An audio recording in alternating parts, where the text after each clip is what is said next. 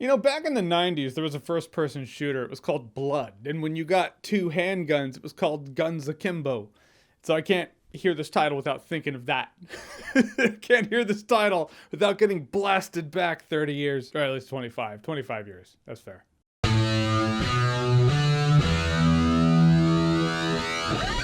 Guns Akimbo. So Guns Akimbo stars Daniel Radcliffe, and from the premise just sounds like it promises a lot of massacre and mayhem. Daniel Radcliffe, he is a fellow nerd. He also gets knocked out, and these guys bolt guns to his hands. So then he gets entered into this live stream game online it's a fight to the death. Which I always like it when a movie goes that route with that premise, you know? I mean, the guns bolted to the hands thing, that's new. But the whole, in the present or not too distant future, murder each other on live TV or streaming on the internet thing, I enjoy that because it shows somebody in the creative process, they understand humanity. A couple thousand years ago, we had the Roman Colosseum, but we've changed, we've evolved. No, we haven't. The Colosseum's changed. It's become more digital, but we still love the evisceration of our fellow human beings. We are, as Q said, "You will now answer to the charge of being a grievously savage race." And it's important to remember, I'm not just a fan, I'm also a member.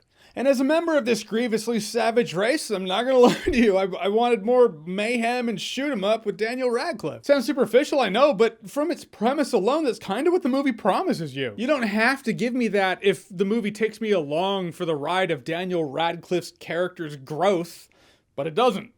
And that's a problem. So if it's not going to do that, plus the stylistic nature of how this movie opened up, it just kind of lends itself to being like, hey, audience, this is what the movie is. Stylistic shoot 'em up and bloody murder. Sweet, give me that. But it doesn't really stick the landing on that. Not until the last half hour. Till then, though, it's Daniel Radcliffe running from things. I understand, you gotta massage him into it. He's not a killer by trade. Right when I saw that each gun had 50 rounds into it, I was like, 50 rounds goes pretty fast. 100 rounds also goes fast, so...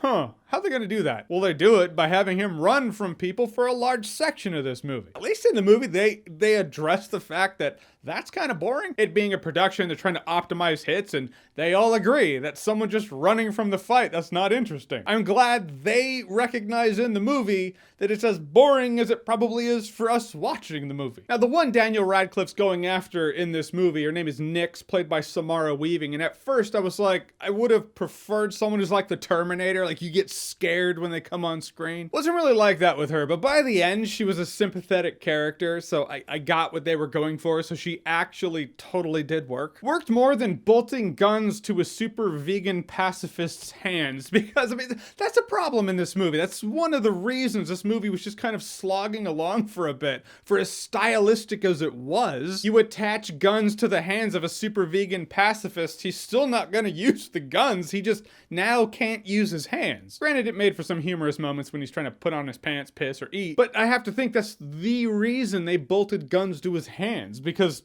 otherwise he acted like he didn't have guns bolted to his hands. He just ran from everything. So what's the point of having guns bolted to his hands? And you know what I know, right? We all know the premise of this movie is going to be, at first he doesn't want to shoot people, and then by the end he digs deep, he finds the stones, and all right, now he's gonna shoot people. Which means the last half hour of this movie is actually pretty awesome, and that's where the 100 rounds between the two guns, that's where they go. But still, I argue the whole guns being bolted to his hands gimmick thing is just that. It's a gimmick. So that's my point. You get this super pacifist and bolt guns to his hand. It doesn't matter. You know, you could have the entire arsenal in Neo's jacket bolted to every limb he has and his dick for good measure. He's still not going to use it. This might be based off a graphic novel. I don't know. It seems like it would be, though. I'm going to look that up. Well, it doesn't look like it.